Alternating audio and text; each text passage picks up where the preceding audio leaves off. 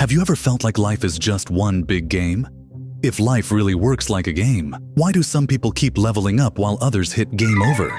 This book is a powerful reminder that life is truly a game, and those who master its rules usually end up winning. Welcome to the ultimate power play. Some strategies might feel morally gray, but understanding them is crucial because not everyone plays by the rules. Power is a double-edged sword. Some use it for good, while others exploit it to harm. Power has an irresistible allure, whether it's about staying in control, earning respect, or even making others fear you. So here's the big question. Do you know the rules? And are you in it to win it? In the 48 Laws of Power, Robert Greene lays out the rules of this power game with fascinating historical examples and reveals clever strategies to outwit your rivals and become a true master. I strongly recommend picking up a copy of this book for deeper insights. This summary barely scratches the surface. Out of Greene's 48 laws, I'll highlight 5 that I find especially powerful. Curious about the rest? Hit that like button and let me know. Ready? Let's dive right in. Rule 1. Never outshine your superior. Law 1. This rule is all about understanding your role in the hierarchy. Always aim to keep your skills low-key when you're around your boss or higher-ups. Trying to outsmart your boss can make them feel insecure. People in power often love being the center of attention. Trying too hard to impress them can steal their spotlight and unintentionally hurt their ego. Acting like you're above them is even worse. Acting this way could make your boss see you as a threat, and they might do whatever it takes to push you out of your position. A prime example of this dynamic can be seen in the relationship between King Louis XIV of France and his finance minister, Nicolas Fouquet. Fouquet organized an extravagant party to impress the king and secure a promotion to prime minister. During this event, he flaunted his power and connections, but instead of winning favor, it backfired spectacularly. The day after the party, Fouquet was arrested on the king's orders. Why? Because rather than being impressed, Louis XIV felt threatened by Fouquet's display of power and accused him of embezzlement as a pretext to eliminate him. On the flip side, Galileo's strategy serves as a perfect counterexample. Galileo needed funding to continue his research and came up with a brilliant plan. When he discovered Jupiter's 4 moons, he cleverly linked his discovery to the Medici family's rise to power. He declared it a cosmic event, heralding their ascension, complete with pomp and grandeur. By framing his discovery as a celestial sign, affirming the greatness of the Medici family, Galileo stroked his patron's ego. His tactic worked. Galileo was appointed as the official philosopher and mathematician, eliminating his need for funding ever again. So instead of outshining your superiors, shine the spotlight on them. Make them look smarter and more capable than you. For example, ask for their advice and credit them for inspiring your ideas. When it comes to power dynamics, overshadowing your superior might just be the gravest mistake. Rule 2. Friend or foe. Law 2. Be careful when dealing with friends. Sure, this might sound a bit harsh or distant, but history, and maybe even your own experiences, are filled with enough cautionary tales to back this up. The reason for this is pretty straightforward. Friends often compare themselves to you, and that can lead to envy. So, the smartest thing to do is to keep a little distance.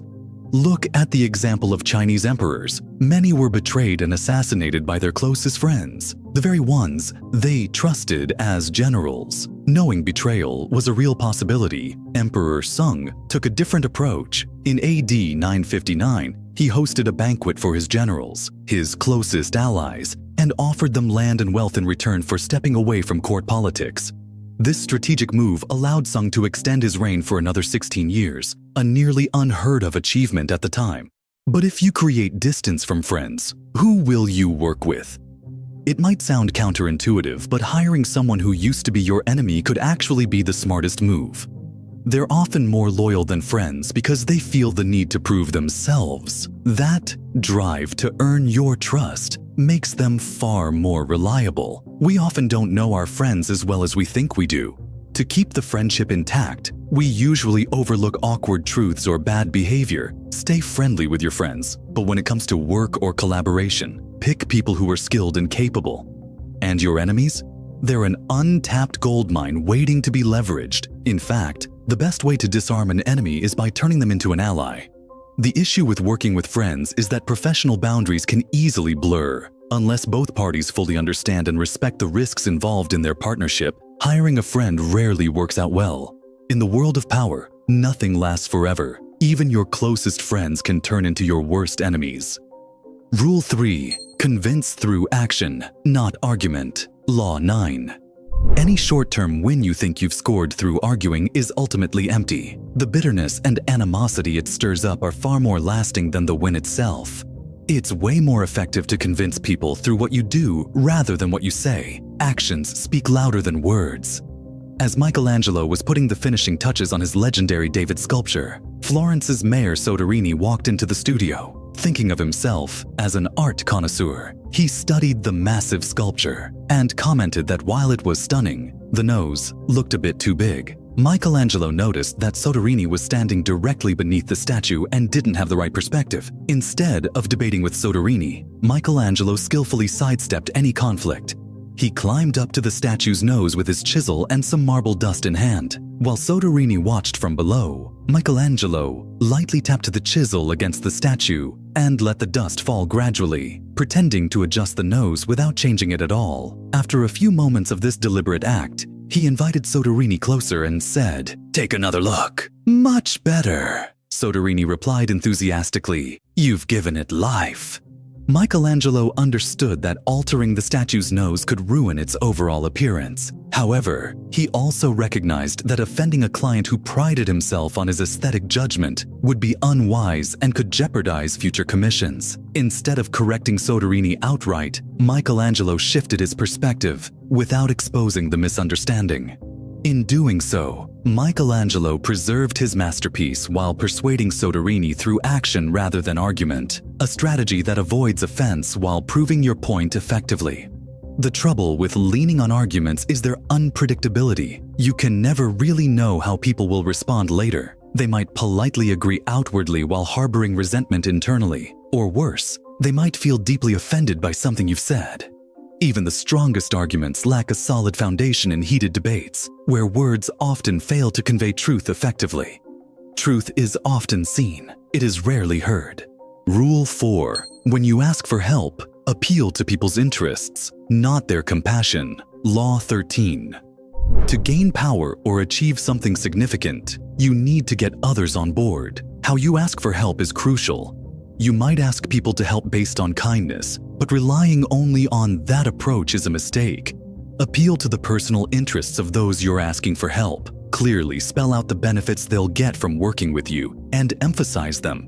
When people see a clear advantage for themselves, they're way more likely to respond enthusiastically. Keep in mind that even the most powerful people are focused on meeting their own needs. If you don't address their personal interests, they might think you're not worth their time. Self-interest is a powerful lever that drives people to take action. Train yourself to think from others' perspectives and figure out what they need. Don't just act on your own feelings or desires. Some folks might find direct appeals to self-interest off-putting. Even if they're motivated by personal gain, they might want to seem driven by good intentions or generosity.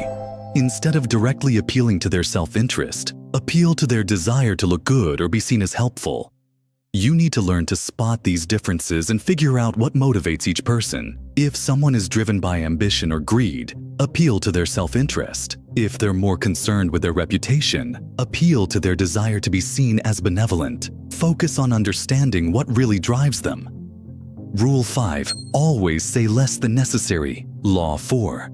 When trying to influence others, talking too much can make you come across as unremarkable. It can also lead to loss of control, or worse, saying something foolish or risky.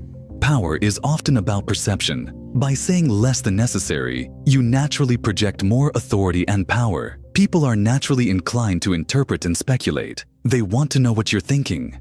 Influential people tend to speak sparingly. Silence can make others uneasy, making them more curious about your thoughts. However, be careful with sarcasm. Though witty remarks might feel satisfying in the moment, they can lead to regretful consequences. If you notice the other person becoming hesitant to share details during a conversation, try staying silent. This often creates an awkward silence that they might feel compelled to fill, potentially revealing what they were hesitant to share. That being said, staying silent all the time isn't always wise. Your silence might be misinterpreted as mistrust or suspicion, especially by your superiors. In such cases, speaking carefully and thoughtfully is a better approach. Lastly, if you're tired of being stuck in the paycheck-to-paycheck cycle and want to learn how wealthy individuals think, I highly recommend checking out this video. You'll discover key lessons from Harv Eker's bestseller, Secrets of the Millionaire Mind, that can help you break free from a poverty mindset.